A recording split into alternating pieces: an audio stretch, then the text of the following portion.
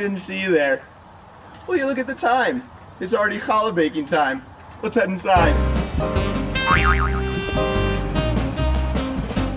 Hey everyone. Now that we are done with our wood chopping adventure, we can get going on baking some challah. So, baking, challah, everything baking in general, super easy. I promise, not going to be able to screw it up. So, to start, first and most important thing, like I set out in the grocery list, is going to be having the right types of yeast. So, a couple different types of yeast you could have. One is just simple, fast-rising yeast from the store, Kroger brand, nothing super fancy. This is the easiest one. We're going to proof it either way, and you'll see what that is. Or you could go with the active dry yeast. You have to keep it refrigerated.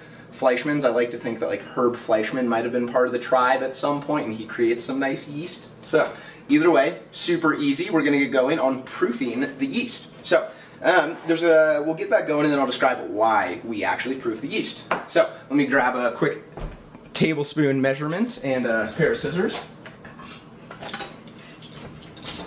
And, alright, so we're going to use the fast rise yeast for this one, just because I figure that's what most people probably have at home. So, we'll cut this sucker open, pour it on in the bowl. I think this is like a teaspoon and a quarter-ish. So, yeah, pour the whole sucker in there. We're good. If you're using active dry yeast, measure out about a teaspoon and a quarter, teaspoon and a half. Yeast isn't the most important thing in this process. It just kind of helps create the carbon dioxide bubbles that'll make the bread bubbly. So we'll get there eventually. Now that the yeast is in there, we are now going to add a little bit of sugar. So we add sugar in to make sure the yeast can actually eat and it can activate. So we're going to add in, I'll call it like half tablespoon of sugar maybe. Simple white granulated sugar. You don't need anything fancy. A lot of these websites are like, oh, you need castor sugar from Madagascar. You don't need it, I promise. So, half a tablespoon of sugar. We're just going to pour it right on in the bowl. That's that. And now, the next part is going to be getting a little less than 1 cup of warm water. So, I'm going to fill that up while I'm still talking to you. You guys are seeing my lovely kitchen.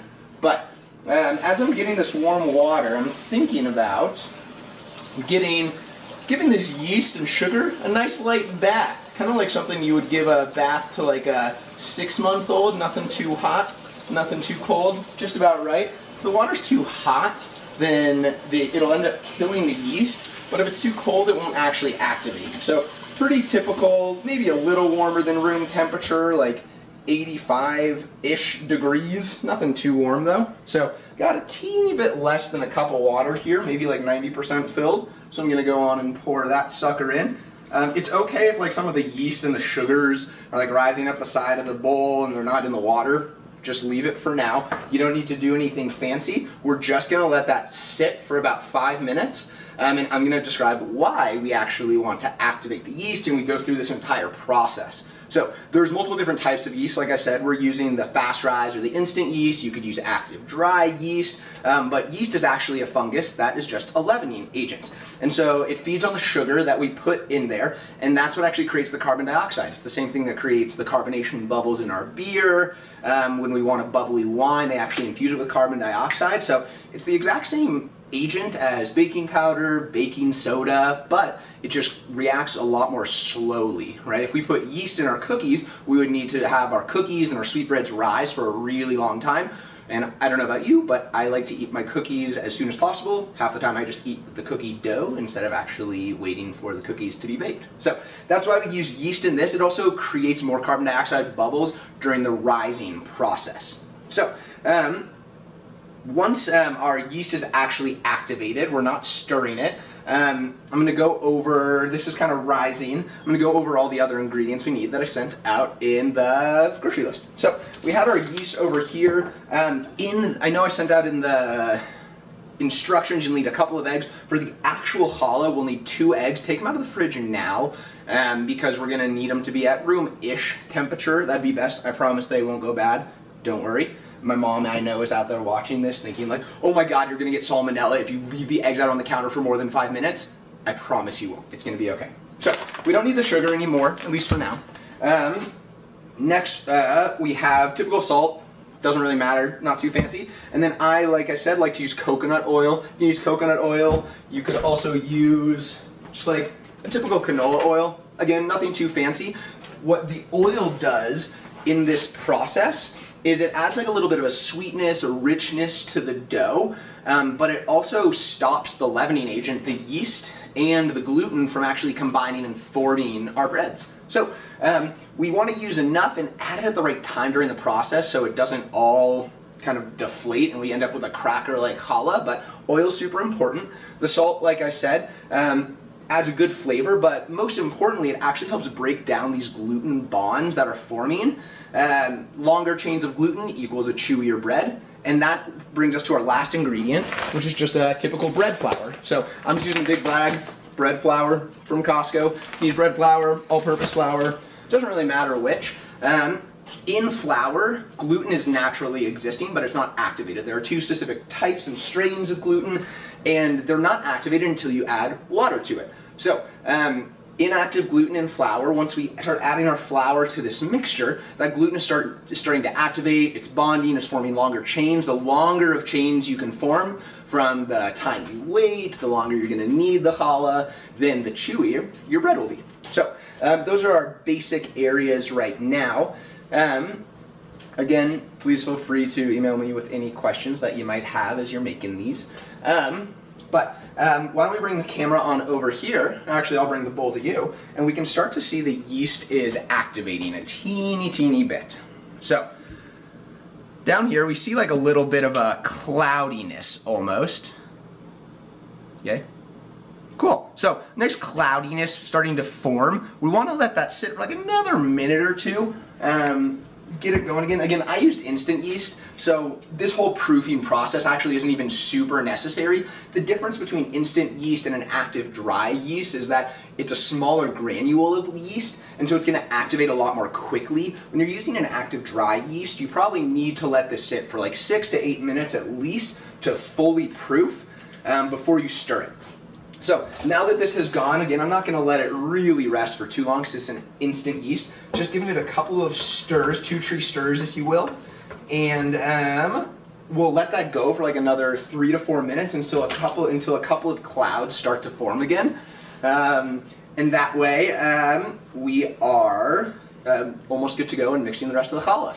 So I'm just checking my notes over here, make sure you guys get everything. The next thing we're going to do is, if you're using coconut oil like me, we're going to start to melt that coconut oil. So I'm going to get just about a 1/4 cup of coconut oil. Again, the oil actually prevents the gluten from developing, so we're going to put it in a little bit later in the process because otherwise the gluten from the flour won't develop as much once it's hit the water, but it does provide a nice richness. And if you're like me, then you like your challah just a tad bit sweeter, and then I like sesame seeds on top. So, like 1/4-ish cup of coconut oil, just put that into a bowl. I'm gonna stick that sucker in the microwave in just a couple of minutes, challah at the microwave, and I'll be right back.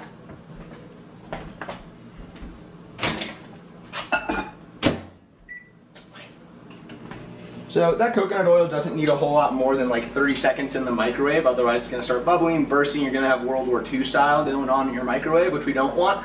But I'm going to go over some of the other equipment that you might need. So, thanks to my lovely Aunt Sue and Delia, I have this wonderful stand mixer. You do not need a stand mixer. Again, when you watch these cooking shows, you like log on to see Bobby Flay and all of these like fancy places they're using, and I know Bobby Flay is a cook, not a baker, but you watch all these different patissier shows, and if you're like me, then I binge the Great British Bake Off, and they have all of these fancy equipment and like immersion blenders and everything. You absolutely do not need those things in order to make challah. I'm going to use this just because it's a little quicker. You can use a wooden spoon, metal spoon, in a normal bowl. You could use a hand mixer if you wanted to with a dough hook. You don't need anything fancy to make challah, and that's the biggest one. It's going to be a little tougher work. You're going to get your arm work out if you're just using a metal spoon or a wooden spoon, but it works just as well. So my coconut oil is ready. I'm going to grab that from the microwave. Ow, mothers, it is hot. All right, here we are. Good shit. Here we go. Okay, so got my coconut oil. As you heard me say, it is quite warm right now, so we're going to let it cool down for just a sec. And we are actually going to get mixing here. So my yeast has started to form a little bit more. Again, if you're using a dry active yeast, you want to let this go a couple more minutes.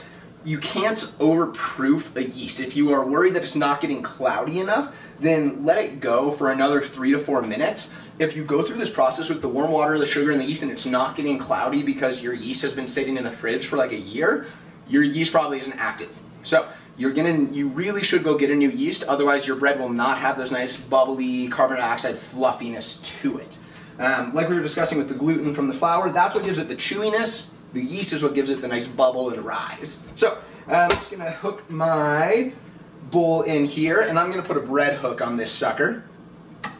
So this is going to get pretty loud, so I'll try to do all my descriptions before I add stuff in. So first things first, now that this yeast has gone, I'm going to add 2 eggs in here. And you can just wholesale go on and add them in. Lost a nice chunk of shell in there. Ooh, I feel it. Hey-o. I should mention, I did wash my hands before I started this process. You should too. But again, baking, not so hard. Everyone makes nice mistakes, so feel free to have some fun with it. Let's see here. Put in our second egg. Alrighty. Composting, always a plus. So I'm just going to break the yolks to make sure they get evenly distributed. And now we are going to give it a quick mix around.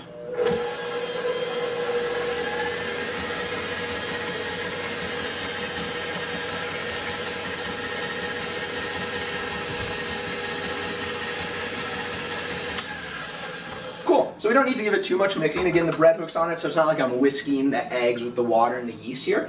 But the next thing we're going to start to do is add some flour before we get to the oils and the salts. Again, adding the flour first, because as soon as the flour hits the water with the eggs, the gluten's going to start to develop. And the more time we can give the gluten to develop, the chewier your challah is going to be. So I'm going to grab my bag of flour. Again, a lot of times on all these baking shows, you see people like measuring out in grams and having the scale right in front of them. We're not making croissants. We don't need to be like ultra precise. If you want to sift your flour, you can. Again, it's seriously not necessary. So don't let any of those fancy or weird tools deter you from baking. So what I'm going to do here is a rough 1 cup. I know my mother's in the background killing me right now because I'm not leveling my scoops. I'm not following directions precisely. But that's the fun of baking for me, is I don't have to follow directions. One of the few areas in life that we are allowed to. So add about 2 cups. Doesn't have to be super level, super neat. Don't pack your flour, but we're just going to throw 2 cups in here. And we're going to get that going on a pretty low speed.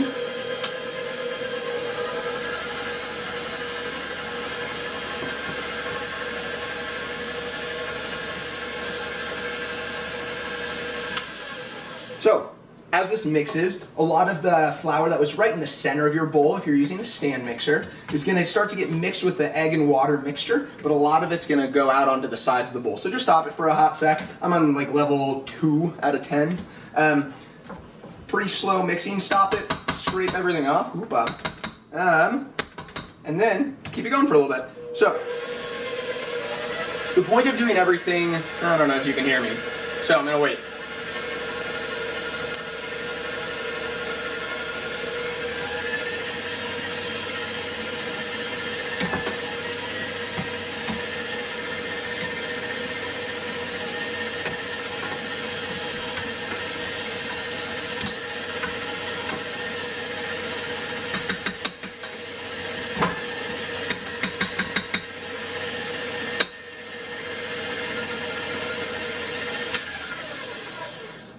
Awesome. So I'm going to take this off just so you guys can see it. We end up with like a little bit of a kind of like weird gelatinous thing right now. Just about, again, 2 cups. It's kind of weird looking, yellowish. Like doesn't really resemble anything besides like a preset vanilla pudding, which is totally fine. Again, we just want the flour to start developing the gluten by getting in contact with the water. So there we go. We'll let this keep going. I'm going to mix it around, and after like another minute or 2 while this is going, I'm going to start adding the oil and the salt. But we'll let it keep mixing for another minute or 2 first.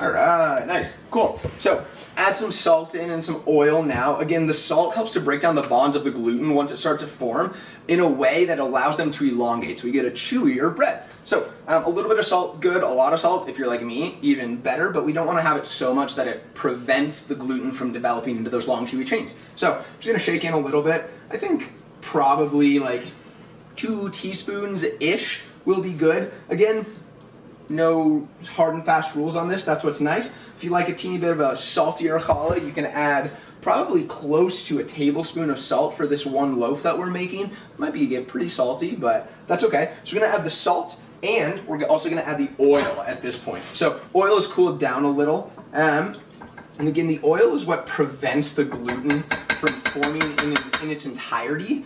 And so we want to add it in for richness, but not too much or too early. If we added it in before the flour, they would really prevent the gluten from developing. So we're going to give this now like another minute or so of maybe closer to medium speed mixing.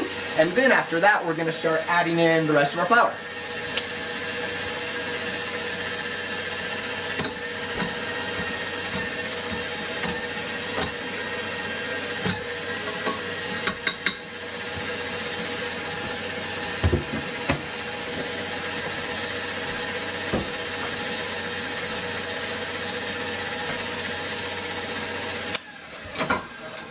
Cool, so got a little bit of oil mixed in, we got our eggs, our salt in here, about half of our flour. Just giving this a nice mix around to make sure nothing on the bottom is sticking, everything on the side is going in so you don't have caked flour anywhere. And now is the point where we can start adding the rest of our flour. So this recipe calls for a little less than a cup of water that I put in at the start for approximately 4 cups of flour.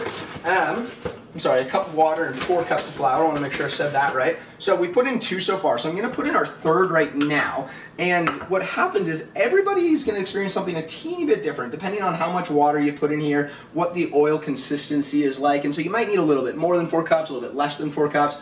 You're going to kind of see as you mix it, and I'll give you some examples of what that looks like once it's mixed. So adding in another cup, I'm going to let this go, getting closer to starting it on a low speed so that way the flour's not flying everywhere, but eventually we're going to get it up to a medium speed, and pretty soon it's going to start resembling more of a dough.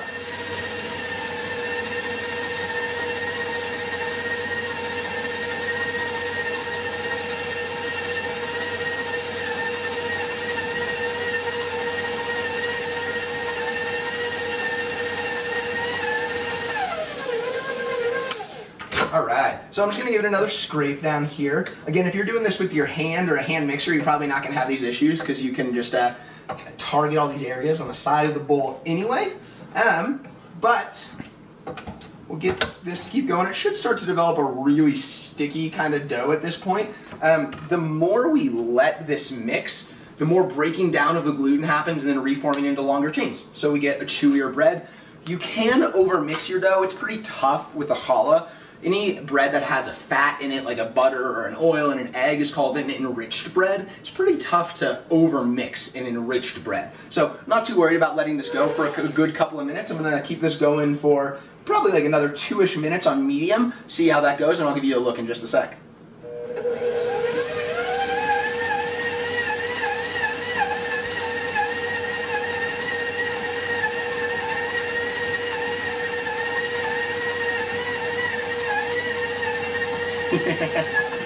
So, in here, hopefully we can see, yeah, nice. We'll zoom in a teeny bit. So, here you can see, I'm going to turn this down a little bit lower so you can see this. The dough is on the dough hook, but a lot of it is sticking to the bottom of the bowl. So, it looks pretty funky right now. This is how we know there's definitely not enough flour in there yet, and that makes sense because we've only added about 3 out of our 4 cups. So, what I'm going to do is stop it. Thank you. And add another, probably like 3/4 of a cup of flour. Once you add too much flour, it's game over. You can't add more water to this mixture, otherwise the dough will not turn out. So, and that's because more water doesn't have the same mixture of yeast in it, so we want to add our flour pretty slowly. So another like 3/4 of a cup to bring me like to 3 3/4-ish. So again, we'll start mixing this pretty low so you don't get this kind of a flour everywhere. You want to start on a low speed, and then eventually take it up to a medium speed.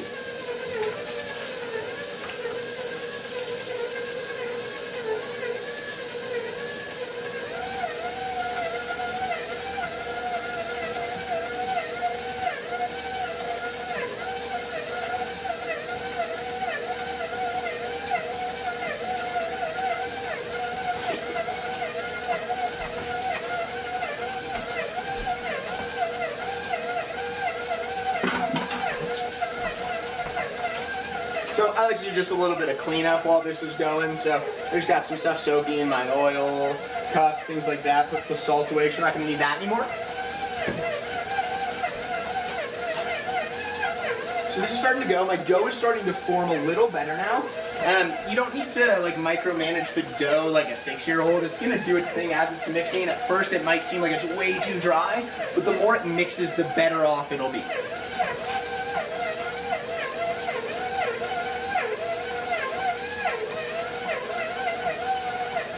Just going to kick the speed up a teeny bit. So you're getting a little bit of sticking to the bottom. I want all that dough to get incorporated. Make sure all the flour is evenly distributed, things like that.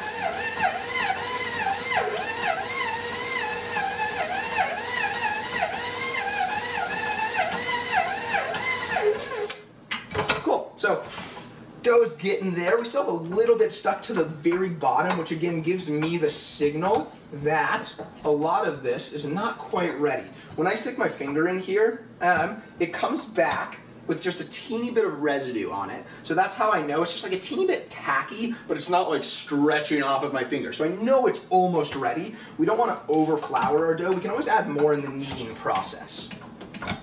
So I'm gonna let this go for another minute or two.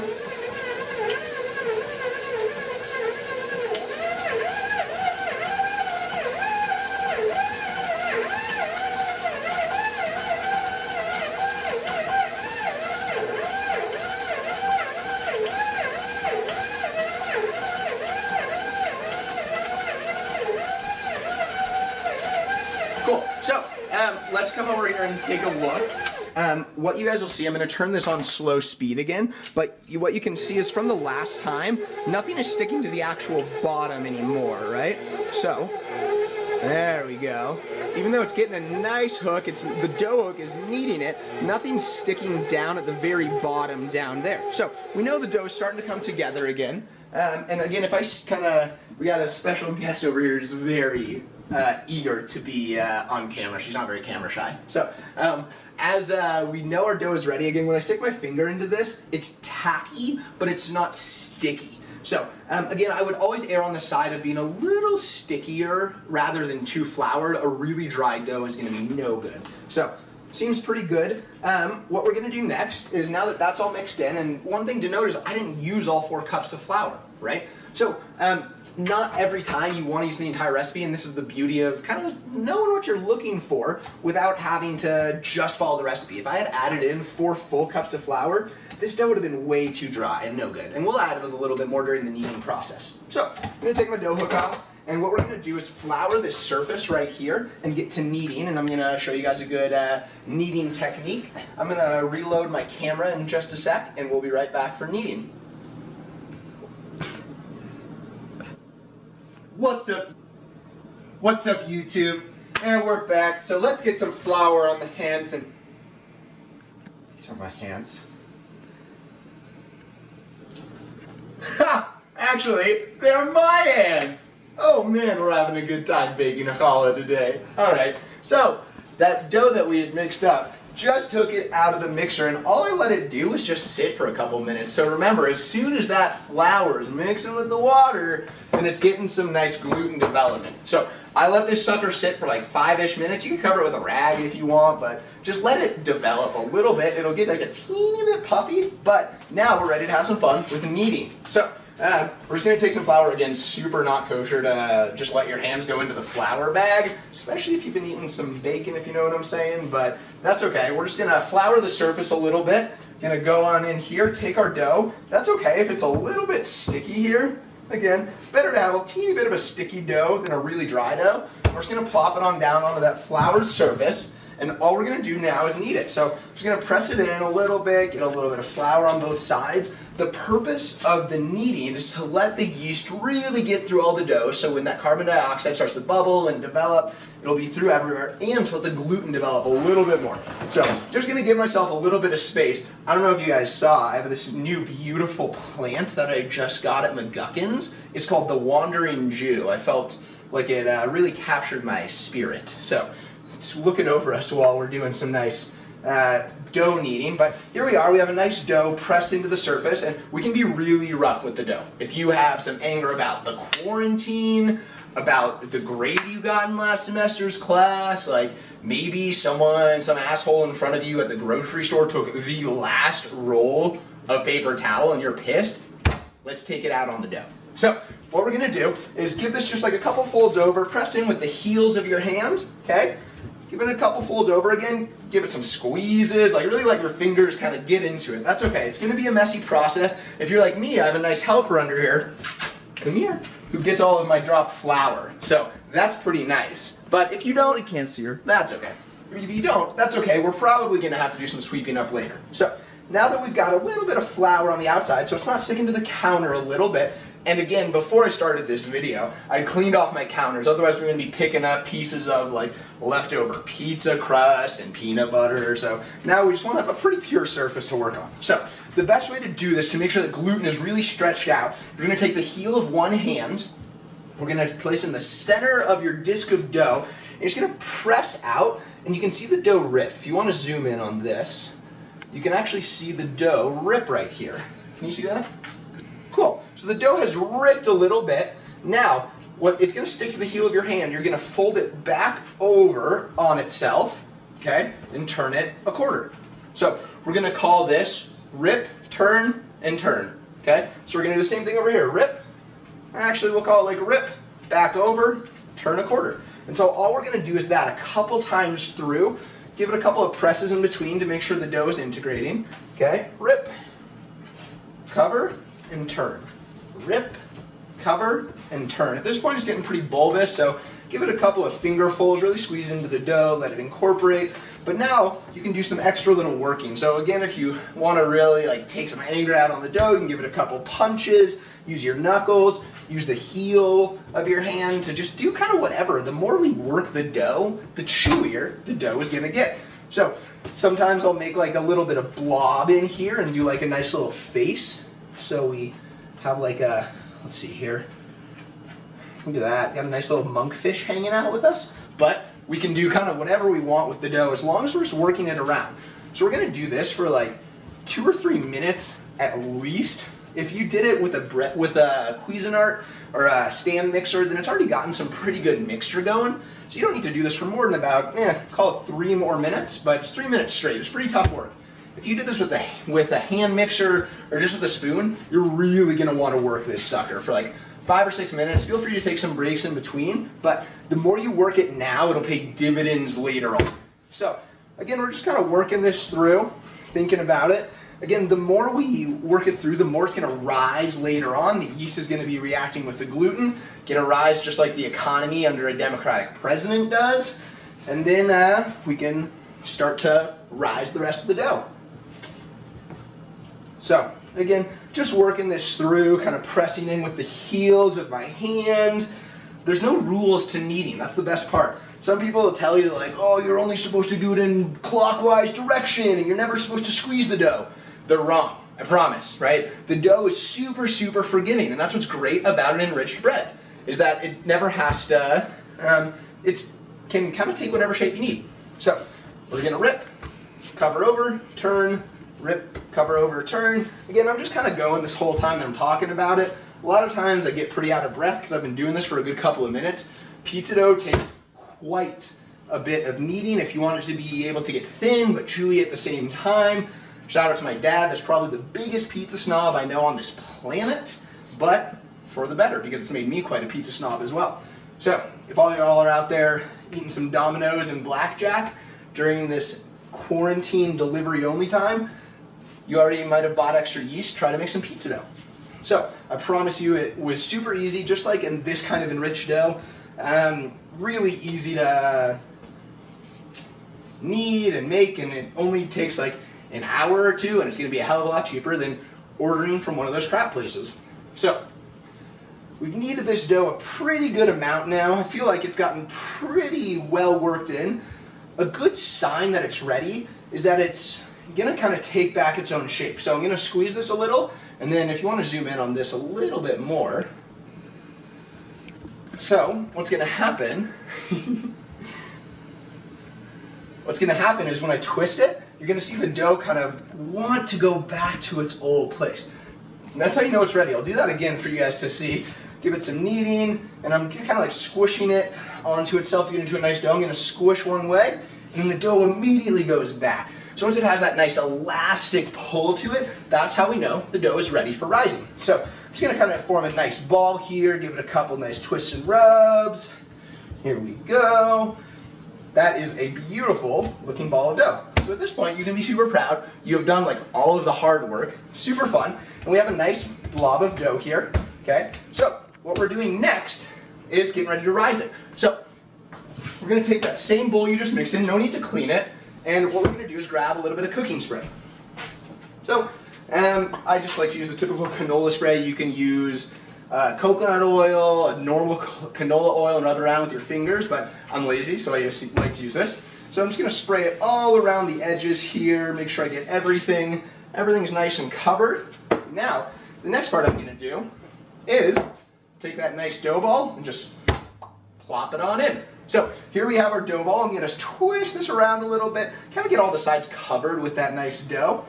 Flip it on over, and we're ready to let it rise. So I'm going to grab a dish towel. I personally like to use a dish towel. You can use cling wrap. Anything that will sit over the top of this and keep it from drying out is good. So what I'm going to do is take this dish towel and just run it under some cold water real quick.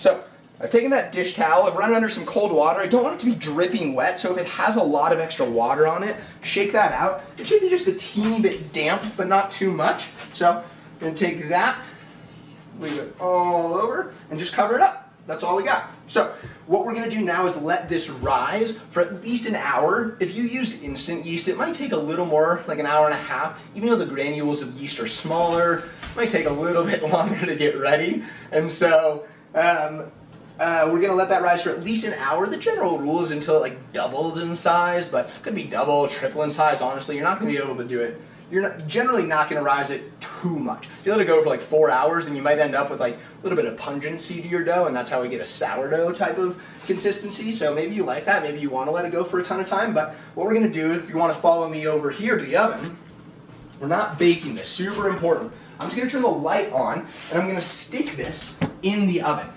Skadoosh. Nice and in the oven. The light's on in the oven. Nothing is on. Nothing is on. I'll say that like a third time. Do not turn on the oven. So, now that we've put it in the oven, we're just going to let that rise for like an hour or so. Let it go, and when we take it back out, we'll do a quick punch down, get all those carbon dioxide bubbles out, make sure the gluten's still developing, and then give the carbon dioxide bubbles a chance to go again. So, let that sit for at least an hour. Do not look at it. Do not check on it for at least an hour. And then in a little bit, we'll be back, and we'll get to see everything. You want to sit? We'll be back with our good helper, Kaya. She's going to help us punch down the dough, and we're going to keep going on that nice challah. So. Hey, welcome back, everyone. You've been schlepping around all day while this dough has been hard at work, so let's check it out. We got a nice dough right here. It's probably doubled in size. It's got some nice weight to it. So this next step is going to be called our second rise. It's going to take you all of approximately 19 and a half seconds. So all we're going to do is take our nice cleanly washed hands and press it on down. And you can see in here, my handprint stays actually quite nicely. All we want to do is just make sure all those air bubbles from the yeast are being pressed out. So using my fingers a little bit, really pressing it down. Really want to take a little time to get all those carbon dioxide bubbles out from the yeast formation. Maybe a little bit more of a gluten development, but pretty simple right there. So what I'm going to do is actually pick this up, flop it on over, give it a couple more presses, and voila, we're ready for our second rise. So I'm just going to cover this again, same dish towel, you don't need to make it wet again, but I'm going to cover this sucker up, put it back in the oven with the light on. Again, the oven is not on. So put it back in there for like 30-ish minutes. Again, it's been rising somewhere between like 60 and 90 minutes at this point. We'll give it another 30 minutes, and we will check back soon and get that braiding process started. Kai, are you going to take a turn? All right.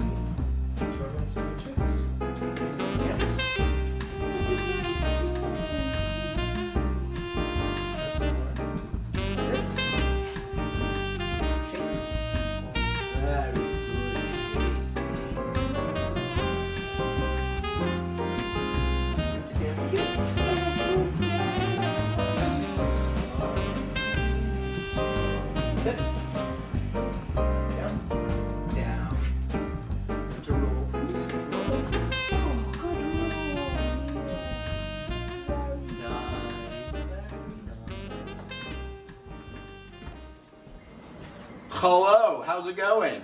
We are almost done with our challah baking experience. So I just pulled this dough out of the oven where it was rising for a second time to get that extra rise. Wash my hands nice and fresh, which you should be doing like every 2.5 minutes anyway. But as you can see, nice big rise again. Doesn't have to rise this much on the second rise. It can be anywhere between like 25 to 50% of the original rise. So you're gonna do the same thing, press it down, get all the air bubbles out. You're gonna just scrape around the sides a little bit, doop-a-doop-a-doop, and then I'm gonna turn it out. There it goes.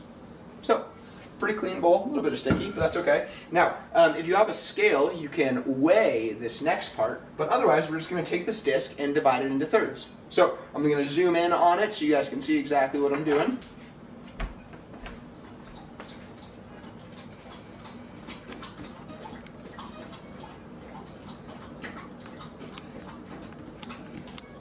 All right, nice. So, gonna cut that sucker right there into thirds.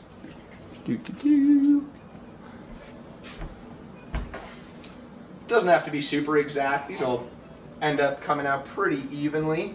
So, cut this sucker into thirds.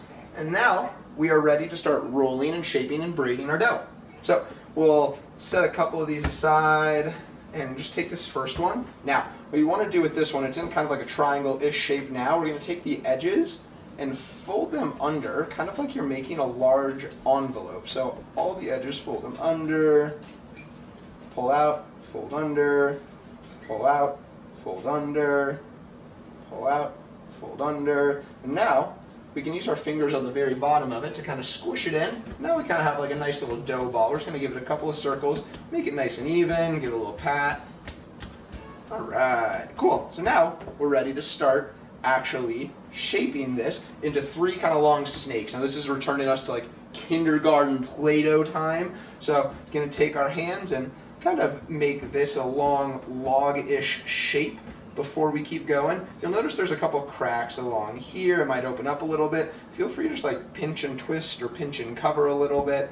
Totally fine right here. We're going to be getting into all 3 of these, doing the same thing. So we just want to make sure the dough is pretty together. It will crack open inevitably. At this point it's risen a couple times, so it's kind of created a structure on its own.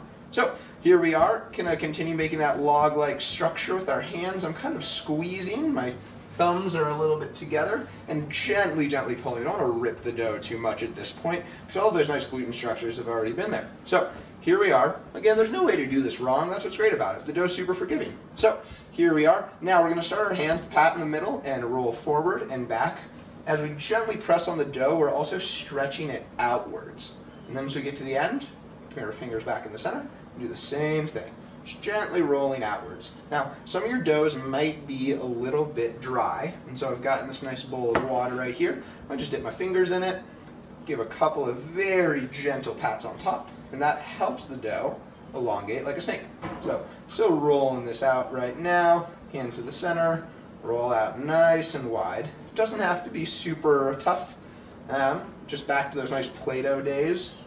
I remember I used to eat way too much Play-Doh when I was in kindergarten. Actually, who are we kidding? That was until like 4th grade, to be honest, and my parents would always think it was very weird. Probably way too much Play-Doh for any normal human, but it was nice and salty. So, here we go. We're keeping going on this nice dough log. Keeping rolling it out, nice snake-like. And now once you get to here, if you get some kind of uneven chunks along here, you can always put your hand up, instead of in the center, at one specific part and roll it all the way out. That's totally fine. Gonna keep rolling out. We want it to be pretty long, so the more braids we have, the better. Gonna keep going on this one. All right. Again, it doesn't have to be super vigorous. There's no perfect shape to it. Mine happens to be very thin on this side. I got a nice little thin section again right here, so it doesn't matter if it's not super uniform. It kind of all fixes itself once we braid it and put it in the oven. So this will shrink a little bit when we're done working with it, but keep going on this one until I'd say it's probably, well, I don't know, I'm pretty bad at estimating, but maybe like 18 inches long-ish. Hopefully you guys can see that sucker. So once you do that, I'm just going to take a little bit of water again, put it on the top. We're going to use that egg wash in a little bit. No need to do it right now. But I'm going to take this and just Plop it on over on the other side. Now grab that other chunk that I set aside and do the same start. So pull the edge, wrap it under like a nice little envelope. If you guys have ever had like a dim sum, then this is kind of resembling a little bit of like a bao bun. A nice barbecue pork bun sometimes. So taking the edge, folding it over again, using my fingers right here to kind of press it in. This is where those cracks come from, but that's okay. We'll still shape it a little bit, get a teeny bit of water on my fingers, and there we go. Just giving this dough a little bit of shape, circling it a little bit. There we go. All right, cool. So we have another dough disc here. Now we can start taking our hands again and shaping. So again, get a couple of cracks along the bottom there. We're just gonna kind of pinch them together. The cracks are inevitable. They're not gonna ruin your challah in the slightest. So we just kind of pinch it together. Again, the dough is nice and forgiving. So make a nice long log. I'm kind of squeezing and gently stretching, not ripping the dough. I don't want to grab and pull it apart, but grab and you're squeezing from the fingers will actually elongate it a little bit before you start doing your full rolls. Now I think it's long enough, so I'm going to start doing that. Nice and gentle, nice and slow. Don't need to do anything too bad. Trying to think back to kindergarten when I was making a lot of Play-Doh structures. I feel like I was pretty good at making Play-Doh people. Pretty good at making Play-Doh kitchens, I'd say. And here we are. What do you know? Back in the kitchen, cooking again. So, nice little Play-Doh soup. And my other one's getting in the way, so I'm just going to move it out. That's okay. There we go, just a little bit of rolling, get my fingers wet again, and we're still going on to this. This is our second one. We want it to be about even length, so once I think it's almost there, I'm gonna check on the other one. I'll lay it out next to this. And here you can see, one side is really thin, so I'm gonna start here and just really work out this one side to get it a little bit more even there. That's better. Same thing on this side. This side is not very even, so a little bit more water here, keep it rolling out. Gosh, speaking of kindergarten, I was quite a little dumbass when I was in kindergarten, or in preschool even. I remember I went to a Hebrew preschool, and the number of calls my parents must have gotten from that preschool director must have been just unbelievable. I'm trying to imagine back to the day where I accidentally ran into a brick wall. What do you know? I killed both of my front two teeth and walked around the next 4 years of my life a little curly head shithead with purple front teeth because they had died, but they wouldn't fall out. So I'm sure that's a nice sight for y'all to think about. But here we are. So there's our next one. Now we can kind of measure it. Yeah, it's pretty even. They don't have to be perfect right now. So move both of these aside. And then I'm going to get here to my third piece. Cool. So if this is taking you a really long time, that's totally okay. Roll it out as evenly as you think you need. Again, there's no perfection to the challah. That's what's great. Once it gets in the oven, it really all rises and makes it similar. So you take this, do that same nice envelope fold over, teeny bit of stretch, back under, teeny bit of stretch and under, doing that along the whole little last triangle chunk, little out and under, using those fingers again to kind of pat them in pretty gently. Cool. And now here we are, going to make some nice circle out of it, give it a couple of pats, make a nice disc again, and now we can start to think about shaping it into that log. And so there we go. Perfect. Cool. So again, cracks along the center, that's totally fine. We're going to pinch those together before we get going any farther. That was just from where we did the envelope fold under. That's just about the easiest way to do it. Otherwise, we're trying to roll from a triangle shape, and that's quite a bummer. It just really never turns out like you want it to. So it's a little better to have this little crack going on. So now we've done that. Perfect. And do a little more squeezing to get a longer shape before I start my roll. And there we go. Perfect. So my finger's a teeny bit wet again. Again, this is just a bowl of room temperature water. Nothing fancy in there. Get the bread a teeny bit wet. I'm going to start gentle rolls back and forth. They don't have to be super short, super long, something right in the middle, whatever feels nice to you. This is my favorite personal part of doing the challah. It's really cathartic, I think, to just kind of roll something out. It doesn't need to be super even. No. Alright, so still going here. And this one you can see, it got a lot of big stretches going on right here. It's kind of a bummer. So I'm going to take that, pinch it back in. That's going to happen to you. That's totally fine. Pinch them back in. And just keep rolling. That's totally fine. That's going to happen. You're going to get some weird air bubbles. I got a real nice one right there. Again, kind of fold it over, pinch it back together. It's all going to even out in the oven anyway, so that's okay. That's just nice. There we go. Just rolling away.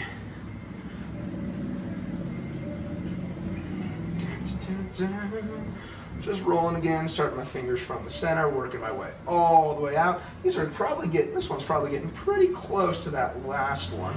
Again, like I said, I'm pretty bad at measuring distances, but that's okay. Let's check it to my last one. So there's that. I'm gonna do this.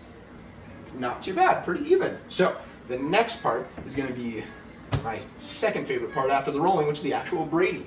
So for that, we're gonna need a really big workspace. So I'm gonna move as much as possible, just because it helps us get a nice wide and tight braid, a really pretty structure when you take it out of the oven. So I'm gonna set these out lengthwise. They're all pretty even here. They don't have to be exact again. They're all gonna punch down. I'm just gonna adjust my camera a little bit. Make sure you guys can see everything that I'm doing. All right. Cool. So, what we're gonna start doing, this one got a little bit short, so I'm just gonna give it a quick roll out. Perfect. We're gonna start by taking these 3 edges. Doesn't matter how you put them together, but press them together, give them a couple fingers, just press down real nice, combine all the dough, give it a little fold over this way towards yourself, and then fold everything under just a teeny bit. Again, it'll all hold together once we start baking, and we'll give it a couple more presses. So we're not super worried about that one staying. Now, here comes the fun part. We want to really separate these braids pretty far away from each other, because that's what's going to get that nice tight structure I was talking about. So here we are. We're going to take this first braid nice and far over. Move this one as wide out as you can right there. And now take the next one really nice and wide, outside, over the inside, and butts up against the far one. Now we'll take the next one, braid it all the way over. There we go. I'm just going to remake this end a little bit, make it a little neater. Cool. So, starting to have that braid come together a little bit. So again, we take the far outside one, right over the previous braid, butts up against that far piece. And the farther out you go and the tighter you stretch it, the tighter of a braid you're going to get. So it's totally up to you. If you want a much longer challah, do a little bit of looser braids. So there's that. I'm going to keep braiding here. As you can see, I got some holes in here, some cracks. Totally fine. You don't need to worry about them. All going to even out in the end in the oven. I'm going to keep braiding here, outside, over middle, up to the far side. And here, feel free to give the dough a nice stretch as it's coming over, kind of like I say to my dog in the morning. Good stretch. Very nice. Dough's coming over each one, and our braids are starting to form pretty nicely. Here we go. We have a real nice challah. Cool. So, we're going to finish up braiding. As it gets toward the end, don't be afraid, again, to really stretch that dough a little bit. Get a couple more braids in there if you want. So, as you can see now, we have 3 of these loose ends. We're going to do a pretty similar practice to what we did at the start. We're going to take all 3 of these and boom, boom, squish, squish, squish, squish, squish, and then we'll fold that under a little bit. Again, it'll kind of all even out once we prove this. So, there we go. We got a pretty nice looking challah here. That's not too bad. You guys did a great job of that braiding. Pretty simple process for the men out there who have never had to braid hair before. This is going to be great if you ever have daughters. You're going to learn how to braid some hair. You probably want to be a little more gentle with hair than dough, but, you know, not so bad. So, I'm going to take a look, make sure you guys can see what I'm seeing. Have a nice braid going on. Perfect. Now, the best next part is we're going to let it proof again. So, what I'm going to do is grab just a simple baking sheet. Was just doing some baking last night, so this was already out in the drying rack. And all we're going to do here is give it a little spray. So, got back my canola. Give it a couple of swivels up and down the pan. And we don't have to be super gentle. Grab it at one end, kind of pick it up, and we'll place it on here. So this is where you get to dictate how long or how thick your challah should be. If you really want a long challah, give it a couple stretches. Let those braids really stretch out. If you want them thinner, squish it together. Doesn't so much matter. It's all going to bake fairly similarly. So you can see I'm tucking under the edges a good amount. Just don't want those to come out in the oven.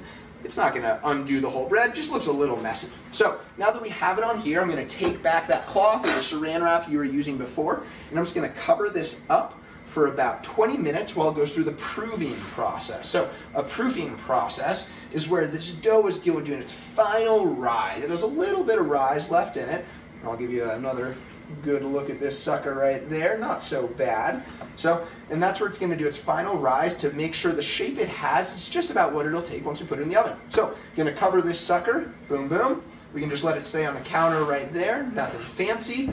And now we preheat the oven. We're going to preheat it to 330 or like 350, 330, 350. Doesn't really matter. Just kind of depends how you like your challah. And then I'll be right back when we're doing the egg wash and getting it ready to rock. Challah, I'm back. So, our last step now that our oven is preheated is doing a nice egg wash. So, this has been proofing. You can see the cracks of the dough or where we were braiding has filled in a little bit. It's a little nice and tight right there, and that's because it's expanded a teeny bit. So, now, last part, we're going to take a nice egg, and we're just going to crack it in here. And all we're going to do is beat that up a teeny little bit. And that way, we can start brushing it over. So, I just have this knife right here, so I'm going to use a knife. Going to whisk it up super quick. Doesn't need to be anything super fancy. We're not looking for a lot of aeration, just a simple mixture of the egg, nice and scrambled. If you have a whisk or a fork, this probably would work a hell of a lot easier. But I just had the knife sitting right there. So, here we are. Nice. Now, this next part is pretty much up to you. If you like a super golden crust on your challah, then what you're going to want to do is do a really heavy egg wash. Personally, I like just a little bit of golden, so I'm going to go a little lighter on the egg wash. So all we'll do, take a nice little brush. This one happens to be silicone. You can use a normal cooking brush. You can also just use a spoon or a fork to spread. So just going to do a little bit dip, and then we'll just brush it on. Realistically, we do need a little bit on at least every little nub of that braid.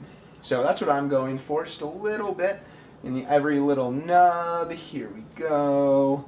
Now, as we work down, again, if you want that heavier golden brown like you used to get from your Bubby's old bakery on the east side, then what you can do is dip and really like work the fork or the spoon or the paintbrush in between all of those little cracks. Personally, like I said, I just like a little bit, and we can just keep going all the way down. I grew up having great Harvest ones, which they never brushed. And so I would always, on Friday nights with my family, have challah that was pretty pale, and I loved it. It was a super dense, chewy challah. Everyone makes it a little differently, and that's what's so fun. Even when you do this, if you, at home every week, if you do it a little bit differently every week, you'll find something comes out a little differently, which is kind of fun. So what's great about this is just a one loaf recipe. If you wanted to get super fancy, you could do 2 loaves, and in one of them you could put like a bunch of cinnamon and raisins and nuts, and then do like a nice intermixture with your braid. So do 2 from a plain and 2 from a cinnamon. It could be really fun. So here we go. I'm just getting along all the sides here, getting the very ends. And that's that. Our challah is ready to go in the oven. My oven has been preheating. We don't need to put a breadstone in or anything like that. Just on a normal baking sheet is totally fine. In fact, putting your challah on a breadstone is going to suck a lot of the moisture out of it. We don't want that to happen. We want it to really stay in the challah. So at this stage, if you like to top your challah with sesame seeds or poppy seeds or anything, go ahead and add a very liberal amount. The challah is really going to expand and spread out, so the more you put on now, the more evenly it'll be distributed as it bakes. So I'm going to throw this thing in the oven. I preheated my oven to 330. It can be anything between 325 and 350. And you're going to want to put the timer on for about 25 minutes. Check it after about 25 minutes, regardless of what you're looking for. And I'll pop back in about 25 minutes, and we'll check on my challah, and I'll show you how to be checking whether or not it's done. So let's throw it on in. Alrighty. I hope, challah, you guys are ready for this big reveal. My challah's been in for like a little less than 30-ish minutes, so I've got the light on so I can look at it. I try to not open the oven when it's baking. It lets a lot of the heat out, so we're going to open it up for the first time, see how it's browning, and go from there. Alrighty. Ooh, not looking too bad. Like I said, I like mine to be a little bit lighter, not super dark, so that's looking pretty nice right there. Let's check it out. Alright, cool. So, here we are. The way to tell if this is done is you can take an oven mitt, kind of turn it over a little bit. It's going to be piping hot. okay? And take the back of your finger and actually tap down here. Now, if it sounds to be pretty hollow, then it's done. This is sounding pretty hollow, so I think it's done. If it sounds really crazy dense, and it might not be done yet, give it a couple more minutes, but like I said, we have those nice cracks on top, still really nice and golden over here, so I think, yeah, we are done. I'm gonna take this challah out of here, close the oven up a little bit. We got some serious stoke from this one. Yeah, challah. Am I right? Am I right? So, come and check this sucker out. You're going to want to let this sit for probably like at least 15 or 20 minutes. Let it cool inside. If you try to break it open too early, it might still be a teeny bit doughy. So, let it go for a little bit. Big shout out to my roommates for letting me commandeer the kitchen during this and helping me with the filming process. And of course, a big shout out to Kaya because she didn't get a run today because we were baking. So, thank you guys. If you have any questions, challah at me. Good quarantine. And keep washing your goddamn hands. Stay inside.